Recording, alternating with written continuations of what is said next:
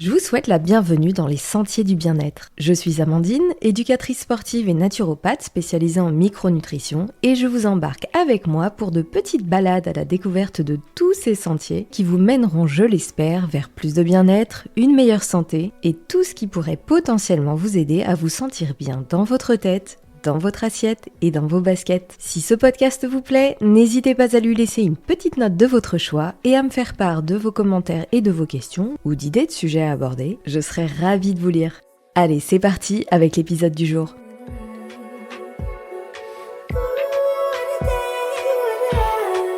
Et bonjour, comment allez-vous ? Je suis comme toujours très heureuse de vous retrouver pour ce nouvel épisode. Un épisode confession intime parce que je vais vous dévoiler des choses que j'ai faites par le passé, que je regrette et que je ne referai plus jamais. Alors intime pas vraiment parce que c'est plutôt des choses que j'ai faites sur les thèmes du fitness et de la nutrition. Mais bon, en même temps, on est là pour parler de ces sujets-là et pas de ma vie intime parce que ça serait pas très intéressant pour vous et surtout bizarre en fait. Bon, bref, il est temps de rentrer dans le vif du sujet parce que là je suis en train de m'embourber et ça devient un chouïa gênant, désolée.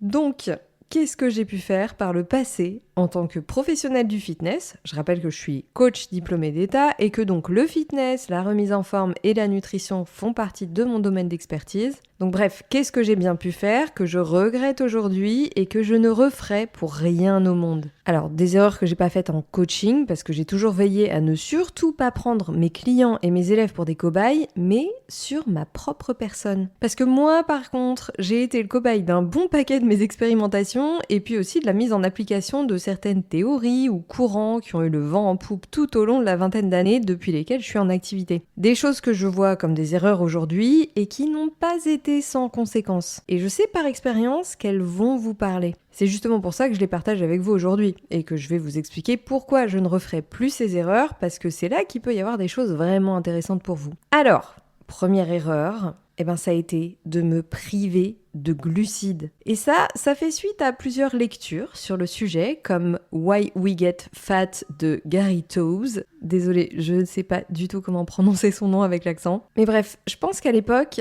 ce sont des livres qui ont été les précurseurs de la diabolisation des glucides, puisque ça remonte à une bonne quinzaine d'années, à une période justement où les régimes low carb comme le fameux régime Atkins étaient ultra populaires. Et à cette époque, malgré mon diplôme, mes connaissances en matière de nutrition étaient bien moins poussées qu'aujourd'hui. Parce qu'entre-temps, j'ai étudié, j'ai suivi des formations solides en la matière, et heureusement d'ailleurs. Donc, à cette époque, je testais pas mal de choses sur moi, et je suis tombée en plein dans la marmite du low carb. Et cette privation de glucides, elle m'a suivie pendant longtemps parce qu'elle faisait partie aussi d'une des règles de base de la diète culture qui était de mise sur les réseaux sociaux quand Instagram et les comptes fitness sont arrivés. Et puis bien sûr, c'était aussi une des règles de la diète hyperprotéinée que j'ai suivie pendant des mois pendant ma prépa bikini pour participer à une compétition de bodybuilding dans la catégorie bikini fitness il y a un peu plus de 8 ans. D'ailleurs, à l'époque, j'avais tout documenté sur ma chaîne YouTube et les vidéos sont toujours disponibles parce que je trouve qu'elles illustrent très bien les schémas restrictifs dans lesquels on peut s'enfermer sans se rendre compte du mal qu'ils peuvent nous faire. Et puis aussi la dysmorphophobie et la peur du gras corporel qui peuvent vite être de mise quand on essaye de suivre des standards esthétiques complètement surréalistes. Bref, ça c'est sur YouTube et cette période typiquement, c'en était une où je réduisais au maximum ma consommation de glucides pour atteindre mes objectifs physiques. Ça faisait partie de la diète quoi.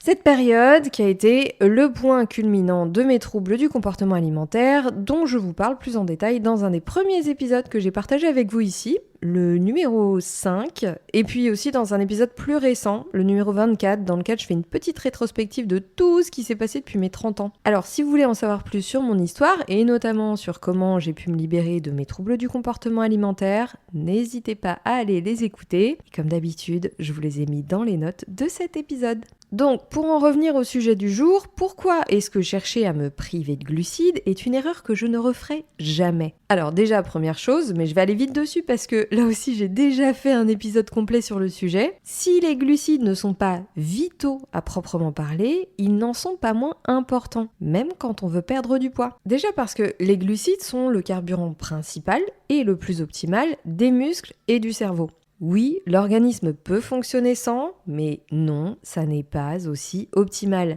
même avec les corps cétoniques. Et puis quand on s'entraîne, pour entretenir son capital musculaire, être plus performante ou simplement être en pleine forme, les glucides, ils permettent d'optimiser la récupération musculaire et la signalisation anabolique. Donc, une meilleure réponse et une meilleure adaptation aux entraînements. Et a priori, c'est l'effet qu'on cherche à produire quand on s'entraîne. Donc, une restriction de glucides, c'est une restauration du glycogène ralenti, mais aussi une accumulation potentielle de fatigue et de stress quand on s'entraîne régulièrement parce que la récupération énergétique est compromise et le stress physiologique plus important. Ça, c'est des conséquences directes d'une restriction d'apport en glucides par rapport aux besoins. Et les glucides, ils servent pas qu'à refaire le plein d'énergie et à récupérer physiquement. Ils jouent aussi un rôle clé au niveau hormonal et nerveux. Alors, je vais beaucoup résumer pour pas que ça devienne ultra barbant pour vous, mais en gros, consommer des glucides stimule la sécrétion d'insuline. Rien de nouveau, vous le savez normalement déjà. Et cette insuline, elle favorise l'entrée du tryptophane dans le cerveau.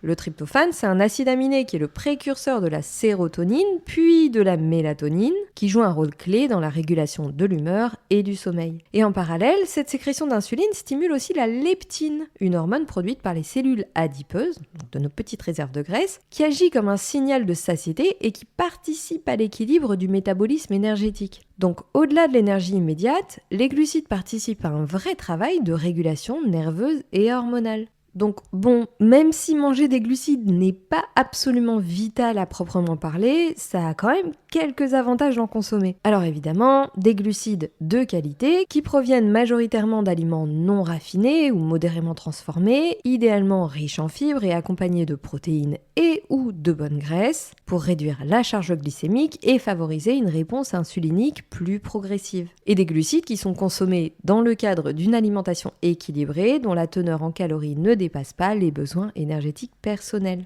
Sinon, on est en surplus calorique et c'est ça qui fait prendre du gras, pas le fait de manger des glucides. Et d'ailleurs, petite parenthèse sur l'insuline qui a tendance à être pas mal diabolisée encore aujourd'hui par certains courants, c'est une hormone extrêmement utile et nécessaire. Le problème, c'est pas tant sa sécrétion que la sensibilité de nos cellules à cette hormone. Attention, là je dis ça dans le contexte d'une alimentation équilibrée qui n'est pas excessive en sucre et en aliments raffinés. Bref, c'est souvent à ce niveau que le bas blesse parce qu'aujourd'hui, il y a beaucoup d'éléments de nos modes de vie modernes qui réduisent considérablement notre sensibilité à l'insuline et la capacité de notre corps à traiter efficacement l'énergie qu'on lui apporte. Mais ça vaudrait le coup d'y dédier un épisode entier parce que le métabolisme insulinoglucidique est impossible à aborder en quelques phrases. Et nous ici, on a encore pas mal de choses à voir. Mais ce que j'aimerais que vous gardiez à l'esprit aujourd'hui, c'est que quand on est en bonne santé, diaboliser toute une catégorie macronutritionnelle, les glucides, et chercher à éviter les pics d'insuline comme la peste, ça n'a pas vraiment de sens. Parce que notre corps a tout un système pour vachement bien gérer ce carburant et nous permettre d'en bénéficier pleinement, autant physiquement qu'au niveau cérébral. Donc mieux vaut chercher à optimiser ce système de traitement de l'énergie plutôt que d'éviter de l'utiliser en réduisant les glucides à peau de chagrin. Et spoiler, votre masse musculaire, vos mouvements quotidiens, votre santé digestive et votre stress ont une influence énorme sur ce système. Alors ça vaut le coup de se pencher dessus plutôt que de se lancer dans la chasse aux glucides sous toutes leurs formes. Et puis, mettre tous les glucides dans le même panier est un non-sens absolu, tout comme de focaliser uniquement sur l'index glycémique d'un aliment. Parce que c'est bien trop simpliste et réducteur, et qu'à moins de manger des bons becs ou des morceaux de sucre, les glucides qu'on mange sont contenus dans une matrice alimentaire qui contient d'autres éléments, comme de l'eau et des fibres. Et qu'ils sont généralement consommés dans le cadre de repas qui contiennent aussi d'autres éléments, protéines, graisses et fibres. Et ça change tout. Bon, je vous rappelle que j'ai fait un épisode entier sur le sujet que je vous remets dans les notes juste en dessous. C'est l'épisode numéro 15 et je vous recommande de l'écouter si c'est un peu le flou artistique pour vous tout ça. Et puis, se priver de glucides en mangeant moins que ce dont on aurait besoin pour fonctionner de manière optimale, j'entends. Eh ben, c'est sacrément restrictif. Parce que les glucides, ils sont présents dans un paquet d'aliments. Et je parle pas des aliments ultra transformés et des viennoiseries, mais des aliments de base qui nous nourrissent et qui sont bénéfiques pour notre santé. Les fruits, les céréales, les légumineuses, les légumes féculents. Et sans priver, en dehors de la restriction nutritionnelle que ça implique, avec des risques de carence en fibres, micronutriments et antioxydants pour certains régimes extrêmes, eh ben au niveau rapport à l'alimentation, c'est pas foufou non plus. Parce que ça laisse quand même peu de place à la flexibilité, qui est un élément fondamental d'une alimentation équilibrée et réellement apaisée. Et d'ailleurs, beaucoup de personnes qui optent pour ce genre de régime ont un rapport à la nourriture très rigide, qui est pas forcément très épanouissant. Je ne juge pas du tout, et c'est pas le cas pour tout le monde, mais c'est quand même sacrément fréquent. Parce que les régimes restrictifs avec des règles strictes comme le low carb, la diète cétogène ou plus généralement les régimes basés sur l'éviction de toute une catégorie ou plusieurs d'aliments, ça génère une quantité considérable de rigidité, de stress et parfois de peur alimentaire qui plombe sacrément le rapport à la nourriture. Et si on ajoute par-dessus une restriction calorique pas toujours adaptée ou trop importante, c'est la porte ouverte au développement de troubles du comportement alimentaire. Encore une fois, je le répète, c'est pas systématique. Et de manière anecdotique, il y a des personnes à qui ça convient très bien de fonctionner comme ça. Ou alors qui ont des pathologies qui ne leur permettent pas de faire autrement, mais ça n'a rien à voir, et dans ce cas, il y a la supervision d'un professionnel de santé derrière. Mais d'une manière générale, ce genre de mode alimentaire, c'est pas génial. Voilà pourquoi je considère que m'être privé de glucides pendant longtemps a été une erreur. Et d'ailleurs, à titre personnel, quand je les ai réintégrés dans mon alimentation, ça a été le jour et la nuit. J'ai instantanément eu plus d'énergie. Ça paraît logique, mais les effets ne se sont pas arrêtés là parce que mon sommeil, mon humeur et ma digestion se sont aussi drastiquement améliorés. Et ça, c'est pas un hasard du tout. Et puis, mon rapport à la nourriture s'est énormément apaisé quand je suis sortie de ces schémas privatifs et que je me suis à nouveau autorisée à manger de tout. C'est logique. Pourtant, quand j'étais dans mes années les plus strictes au niveau alimentaire, j'étais persuadée d'être accro au sucre, mais vraiment une junkie, et que j'étais condamnée à devoir résister à vie à son appel. Alors que non, pas du tout. J'étais juste en manque de nutriments et complètement prisonnière de mes interdits. Du coup, quand je craquais, ça partait en orgie. Et je me privais encore plus après, avec de la culpabilité et le sentiment renforcé que c'était les glucides le problème et pas mon régime alimentaire. Aujourd'hui, les glucides occupent une belle part de mes apports nutritionnels quotidiens, environ 50% de mon total calorique, ce qui était d'ailleurs le cas même pendant mon expérience sèche, que j'ai documentée sur ma chaîne YouTube. Et ça me permet d'être en pleine forme, avec une composition physique stable et de l'énergie à foison pour mes activités physiques et cérébrales quotidiennes. Et je dors comme un bébé, parce que, évidemment, je mange des glucides le soir. Donc si vous pouvez tirer quelque chose de cette première erreur que je viens de partager avec vous, c'est de ne pas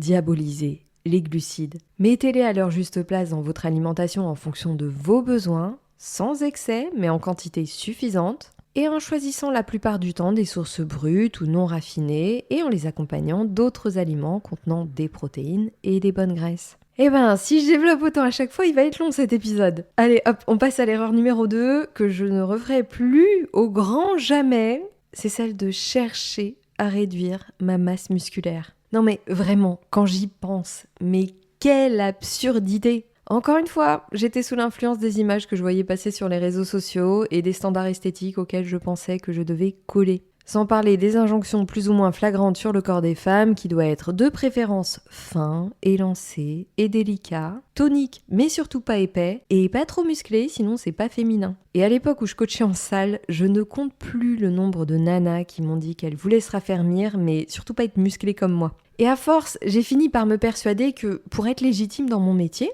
qu'à l'époque j'avais pour projet de développer en ligne, ce qui tombe au moment où j'ai découvert le monde merveilleux des réseaux sociaux, et notamment Instagram et YouTube où j'ai rapidement été très influencée par les influenceuses fitness et les athlètes bikini de l'époque. Pour les anciennes des réseaux sociaux, peut-être que les noms de Emily Skyfit, Amanda Bucci ou encore Nikki Blackketter vous disent quelque chose.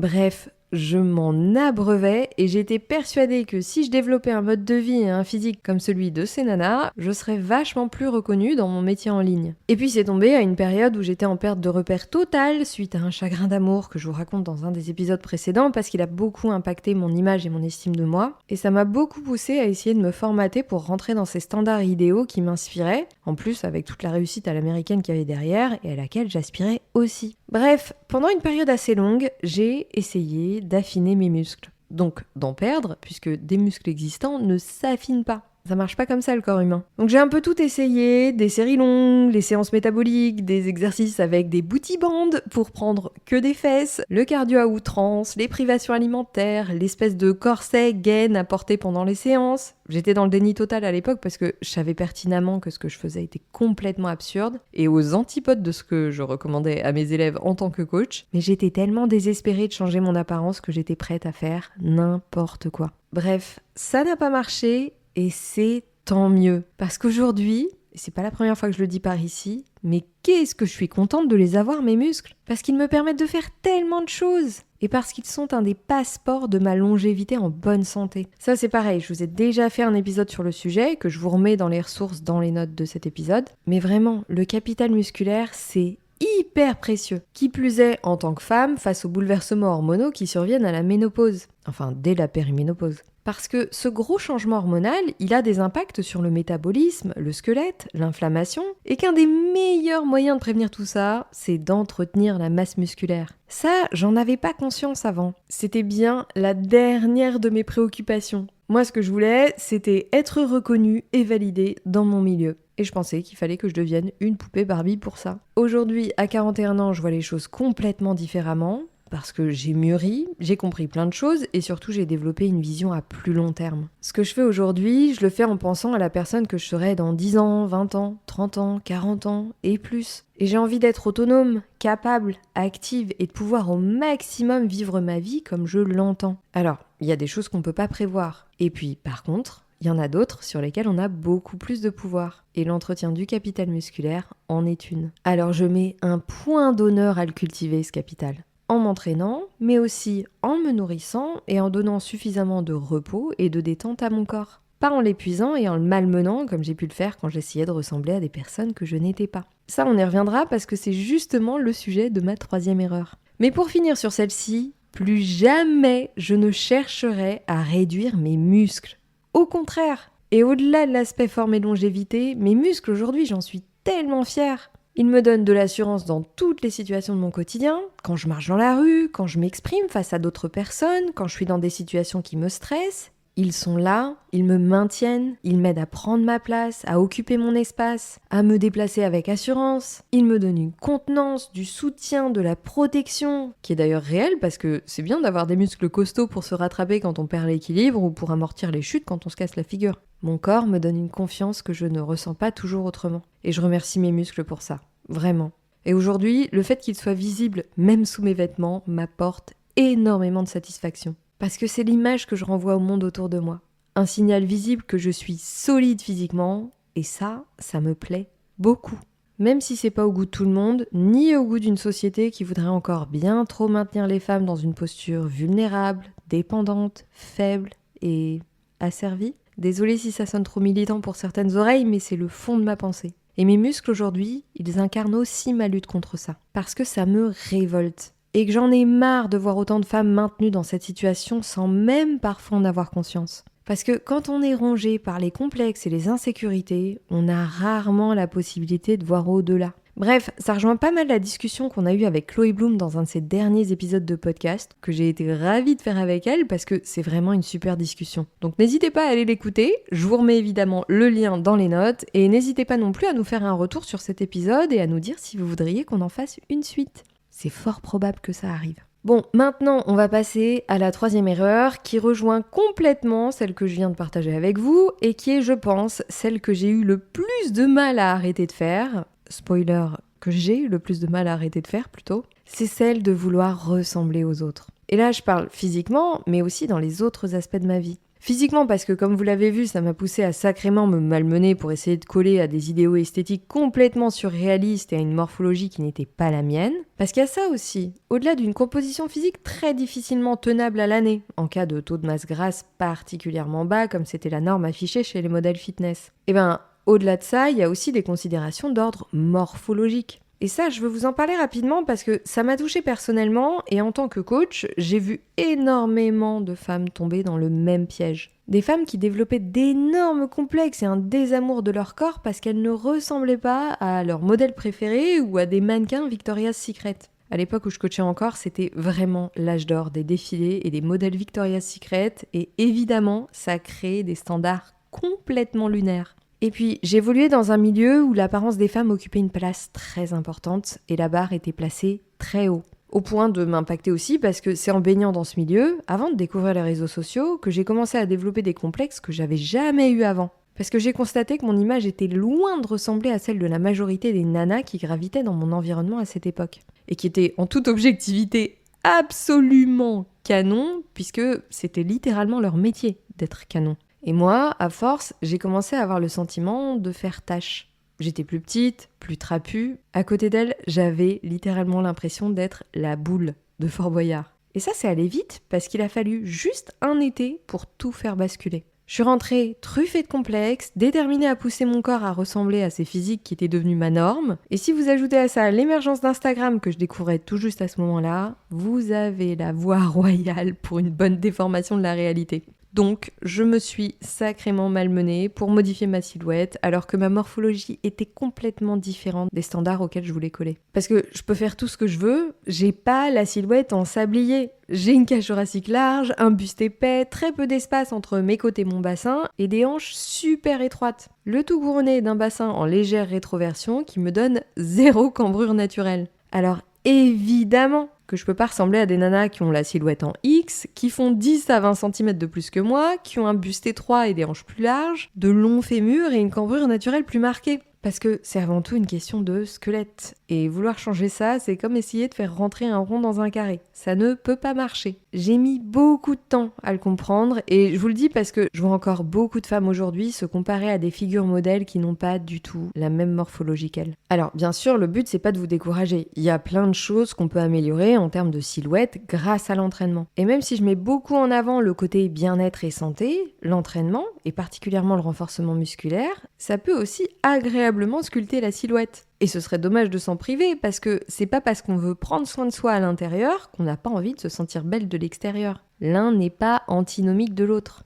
Mais juste attention à ne pas tomber dans l'écueil de comparaison avec des physiques et des morphologies qui n'ont rien à voir avec la vôtre. Votre squelette ne changera pas. Vous n'allez ni raboter des os, ni en faire pousser. Par contre, vous pouvez renforcer votre dos, améliorer votre posture, être mieux gainé, galber votre corps et développer certaines zones musculaires à votre goût, comme les fessiers. Sans faire non plus une fixette dessus au détriment du reste, ni espérer développer uniquement vos fessiers en gardant les cuisses fines comme des baguettes par exemple. Mais bref, c'était un petit rappel pour vous inciter à prendre en compte votre morphologie et à la comprendre. Ça vous évitera des complexes complètement inutiles comme j'ai pu en avoir. Mais pour en revenir à l'erreur de vouloir ressembler aux autres, ça s'arrête pas qu'à l'apparence. Ça concerne aussi le mode de vie, l'activité professionnelle, les capacités intellectuelles. Et ça, c'est quelque chose dont j'ai eu beaucoup de mal à me détacher. Enfin, je peux même parler au présent parce que justement, j'y travaille encore à l'heure actuelle avec ma psy. Alors que côté apparence physique, là-dessus, j'ai réussi à complètement m'en détacher.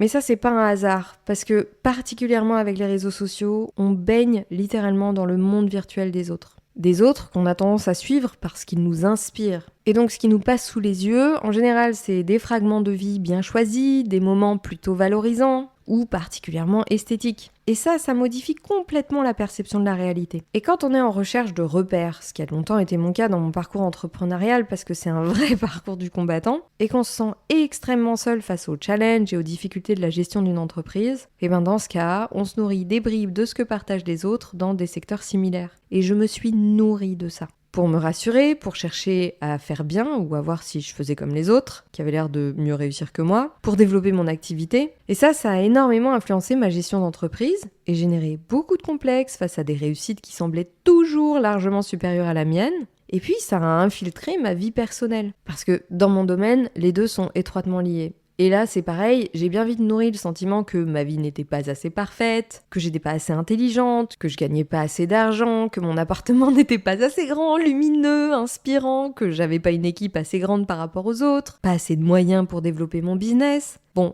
sur ce dernier point, c'est quand même un constat très concret aujourd'hui, puisque c'est ce qui m'empêche de développer notamment une application pour Powerhouse. Mais pendant très longtemps, je complexais que mon entreprise ne soit pas au même niveau de réussite que les autres et que je puisse pas balancer du fric dans tous les sens pour développer mon business à vitesse grand V. Et ça, en toute transparence, c'est un complexe que j'ai encore tendance à avoir. Mêlé aussi, je dois le dire, d'un gros sentiment d'injustice. Et bon, c'est quand même des sentiments qui sont liés à une frustration bien réelle, elle, de bosser comme une dingue depuis des années en étant constamment limitée dans le développement de mon projet par un manque de moyens. Parce que c'est ça la réalité. L'argent ne tombe pas du ciel et faire tourner et grandir un projet comme Powerhouse est extrêmement coûteux. Et j'avais pas de matelas doré pour lancer le projet, ni d'investisseurs, ni aucune aide. Alors j'ai fait avec mes petits moyens au fur et à mesure et en bossant comme une acharnée avec ma petite équipe, parfois aussi en payant des gens incompétents et donc en perdant des fonds que je ne pouvais pas me permettre de perdre. Donc ce sentiment, il est bien réel, mais il a été énormément amplifié par les images de réussite renvoyées par les personnes qui développent des projets similaires à bien plus grande échelle et qui ne sont pas du tout dans la même situation que moi. Certainement avec d'autres challenges et d'autres difficultés à leur échelle, mais c'est quelque chose qui est rarement montré sur les réseaux sociaux. Et ça, c'est le meilleur moyen de se sentir en échec et d'avoir l'impression que ce qu'on fait est absolument nul. Et à ce propos, je vous remercie pour tous les messages que vous m'envoyez, que ce soit sur Powerhouse ou sur mon travail en général, parce que sans eux, je vous le dis honnêtement, j'aurais déjà jeté l'éponge. Et grâce à tous vos retours, je sais que mon travail est utile, et ça me pousse à continuer à avancer malgré la difficulté, la fatigue et la frustration. Et puis je remercie aussi mon chéri de me ramener les pieds sur terre pour me permettre de voir la réalité, que tout mon travail vaut quelque chose, qu'il paye, qu'il me permet de rémunérer mon équipe et que je ne suis pas en échec, même si ma progression n'est pas celle des personnes que je suis. Et ça, c'est des choses hyper précieuses quand on a tendance à s'enfermer dans la bulle de la comparaison. Et puis bon, évidemment, je ne perds pas de vue l'objectif du développement d'une version app pour Powerhouse. Il faut juste que j'attende patiemment d'avoir réuni les fonds nécessaires pour pouvoir le faire, en continuant de travailler pour. Et c'est exactement ce que je fais. Voilà, je referme la petite parenthèse personnelle, mais vraiment, il faut faire attention avec la comparaison. Parce que c'est un trait naturel complètement humain, donc on peut pas se dire « j'arrête de me comparer », à moins d'aller se réfugier dans un terrier sans aucun contact avec d'autres êtres humains. Ça peut être tentant parfois, j'avoue. Bon là, c'est l'introverti qui parle. Bref, on est des êtres sociaux, donc c'est un trait qui est complètement normal. Mais par contre, c'est important d'en avoir conscience et de placer le curseur au bon endroit en gardant un maximum de recul et en utilisant avec précaution les outils qu'on a à disposition aujourd'hui et qui ont tendance à sacrément exacerber notre tendance naturelle à la comparaison. Je le précise, même si vous l'avez déjà deviné, je parle évidemment des réseaux sociaux. Et puis, chercher à ressembler à quelqu'un d'autre, c'est aussi le meilleur moyen de se détacher de notre situation personnelle et de nos possibilités réelles, et de donner naissance à des frustrations et des complexes qui n'ont aucun lieu d'être. Parce que déjà, les images auxquelles on se compare et les choses qu'on peut être amené à essayer de reproduire dans notre vie, elles ne représentent qu'une fraction de la vie réelle des personnes qui les produisent. Et encore, je dis une fraction quand il s'agit de choses spontanées et réelles. Ce qui n'est pas le cas avec une grande majorité des contenus travaillés ou partagés à des fins bien précises, généralement à visée marketing, sur les réseaux sociaux. Donc déjà, on est généralement en plein décalage avec la réalité. Et puis c'est oublier que notre situation n'est pas la même que celle des autres. Ici, les autres sont ceux auxquels on pourrait être amené à vouloir ressembler.